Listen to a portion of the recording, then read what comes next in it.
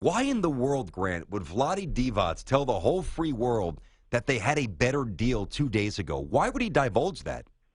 I thought it was odd, too. I was standing about 5 feet from him when he said that, and then I had him on my radio show yesterday afternoon, and I said, Vlade, this morning, you said you had a better deal 2 days earlier. How come you didn't accept it? And he said, it was an offer. It wasn't a deal. And I said, well, what's the difference? And he said, it never got to that point. He said, they made an offer, and then they pulled it off the table. We didn't never had a chance to accept the deal. So, I don't know what the deal is. And first of all, I think we're maybe making too much out of it. It's not like they had LeBron James in the first deal. You know what I'm saying? So I don't know, even what it would have been, how much better it would have been. But he said it never got to the deal point. So we moved on from that. You know what, guys? You said you read my tweets, okay? I'm going to tell you what I think of this situation in a real, quick summary here. Mm-hmm. This is kind of like a divorce, okay? This was a marriage that they tried to make work. They tried, and they got to a point where it wasn't going to work, and the Sacramento Kings were never going to be happy, and they figured we need to just move in a different direction because this is not going to work. It's been 7 years. It hasn't worked. It's not going to work. And are you going to pay someone like DeMarcus Cousins $210 million this summer with the unknown and the way he behaves on the court and the way he curses at fans No. and the way he treats the media? You can't do that. I wouldn't.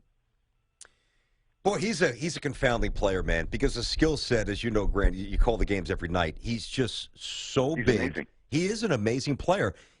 What is his worst personal characteristic that made him so movable and so disposable?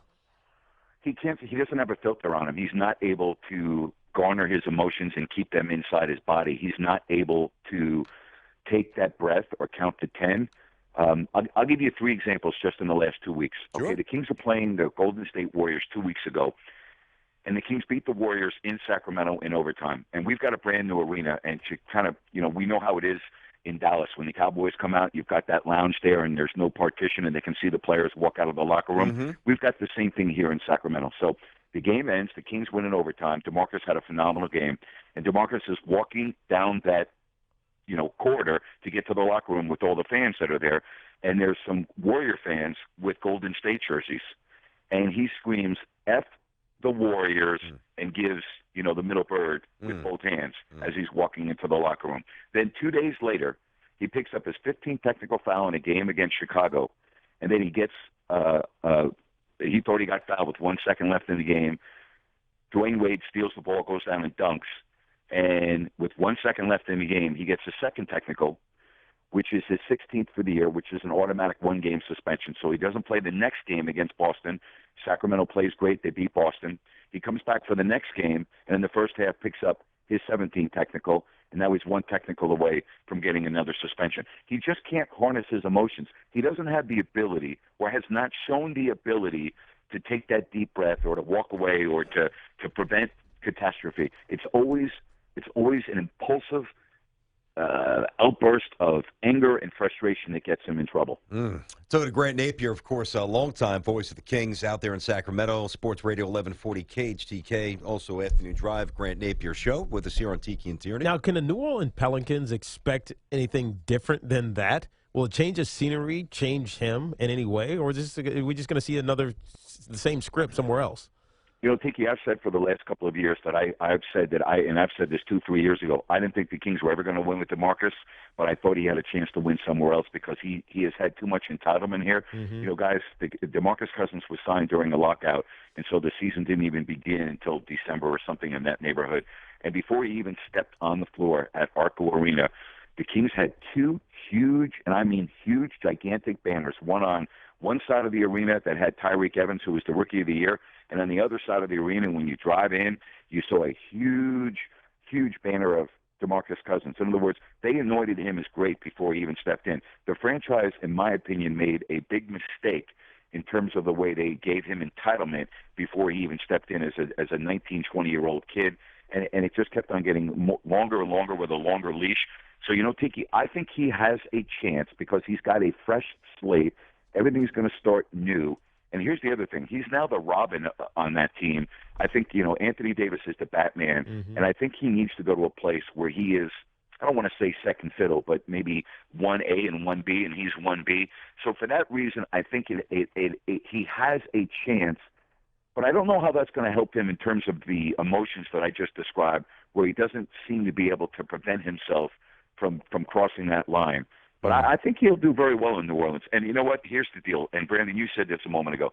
He really is a good guy. He's done immense things for our community here in Sacramento with charities, and a lot of things don't even go publicized because he doesn't want the publicity. Off the court, he's a completely different person than on the court. What an interesting dynamic. That is really confounding. I hear you. You know, without being a doctor, and I'm using this just as a figure of speech. It's like a bipolar personality where he can be this way, and then wow, an hour later he can be this way. Yeah. You know, and I'm not saying sounds that way. Or he just turns it on. You know what I mean? What's that? Grant, it's like he just turns it on when he steps into the arena. Like he makes himself hate whatever. You know, I played with a couple guys like that and against a couple of guys like that. Sean Taylor was that way. Yeah, you've said that before. He was intense. He was cool as hell off the field, but on the field, he was MFing me the whole time. You know, Tiki, you play, and you've got 50 other guys in the locker room. And so I've always wondered in football, if you've got that one guy that can one player on a football team suck the air out of a locker room? Because in basketball, it can happen, and it does happen because you only have 12 other guys in there, and I've seen it happen. He has sucked the air out of this locker room for the previous 6 years because the guys just get tired of it. It's almost like, here we go again. And again, we're talking with a much smaller dynamic than what you were used to playing football. But it just literally sucked the air out of the locker room. Yeah, it's easy to get pushed in a corner in the NFL. And also in the NFL, there's always someone else who can kick your ass. I'm not sure that's happening to DeMarcus Cousins. I love it. That's a good summation. You know, Grant, the other aspect here is Vivek Ranadive, the owner.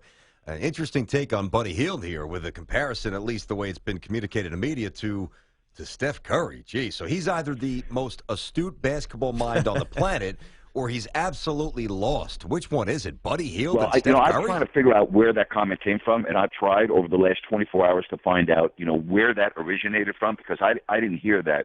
And I think we all know that, listen, Buddy Hield needs to be Buddy Hield first before he can be Steph Curry. You know what I'm saying? Yes. So, let's not get carried away here. I mean, we can get on Lonzo Ball's dad too for saying he's going to be better than Steph Curry. I don't know why people make comments like that. I really don't. I'm trying to find the origin of that comment to see whether it really happened or not, or is this being blown out of proportion. But I don't think that anybody should be comparing Buddy Hield to Steph Curry. That's for sure. Not even Mrs. Hield. I mean, nobody. I'm with you. Hey, Grant. Oh my gosh. Go ahead. I'm sorry. Go ahead, buddy. Before you go, Grant, I know that you have the pulse of the people and you take calls every day. You've been doing it for a long time. And with C-Web and Vlade and Bobby Jackson, that was just a fun Kings team. Almost won a championship. They were so good. They've been down for a long time. Like my Knicks, and you're a New York guy, so you know about the Knicks and how bad it's been. Is there at least a sense of optimism, a sense of hope, or are Kings fans officially at the point of saying, I just don't believe in the vision of this team at all, I'm out? Oh, it's definitely mixed. I would say it's probably 50-50. I think the biggest issue right now that fans are having is they felt that they should have received more in terms of what they got for DeMarcus Cousins. But I've been telling fans, hey, listen, you've got a 26-year-old, three-time All-Star who's arguably the best big man in the league, and when he became available, no one really wanted him. And that speaks volumes. I mean, did you hear what Brad Stevens said in the press conference last night? Or I did. That's the prevailing thought. GMs and coaches don't want DeMarcus Cousins. There wasn't a lot of good offers out there, and the Kings took the best one they felt was available. And so I think fans are starting to understand that. Kings fans, listen, you know how fans are, man. They're going to simmer down in 2 or 3 days, and there's another game on Thursday, and they'll move on. This isn't like New York or Chicago or Philly or Dallas. There's the Sacramento Kings, and then there's the Sacramento Kings. There's nothing else out here. Yeah. And so they'll be there. I've gone through this so many times with players being traded, and I've had similar reactions. And then the next, night their place is standing room only. The fans here aren't going anywhere. They'll support this team. They might be upset right now, the ones that were Boogie supporters, but that's short term. It's temporary. Not only are they good fans and committed, but they're resilient because they have to be, based on the fluid roster and all the different moves. And trust me, if you're still standing, and most Kings fans are, I think that would have been my guess. But obviously, you're in the middle of it. Kings fans, they're in for life, man. So and that's almost dangerous because ownership, whether it's this ownership or previous, the Maloofs, whomever, over time, they know that they can almost do anything, and they're going to stick around because what else is there to do? And that's what blows me away about what's going on in New York. Why do the Knicks fans keep on going to Madison Square Garden? Did you Yeah, I explain have that to no me? idea. Oh, Grant, Because don't get me going on that, corporate please. seats that are already paid for. Yeah, I mean, It's it is. unbelievable. No, really, Yeah, it's yeah. unbelievable. We're talking about a franchise that's been bad now, really, ever since James Dolan walked in and bought the team, and yet every night there's not a seat open. Yeah. I just don't understand that. I don't get that. BT had a good- because a in good- New York, you guys have tons of options, and yet they keep on going to the game. But there's Pete, tons you of know this. people. Yeah, and but BT there's had tons of BT people. had the right perspective on this. It's like a tourist attraction. It's like you go to Become that. Radio City. It's like you're in the city and your buddy has tickets and he's been 50,000 times to watch basketball. He doesn't want to go. He gives you the tickets for free. You're gonna go. Yeah, and you I can't. guess Yeah. so, but listen, Jets and Giants struggle when you get 30,000 no-shows at the end of Yeah, the year. you're right. That doesn't happen in New York with the Garden. That just blows me away. Yeah, I think people with the NFL have just become conditioned to watching on the couch, the red zone, the gambling, the fantasy, and let's face it. Sunday, you're probably more inclined to drink a little more heavily during a football game. You don't have to drive. You could just drink at the comfort of your own home. I don't know. There's a million reasons why the Knicks suck, but we just hit on 10 of them. All right, Grant.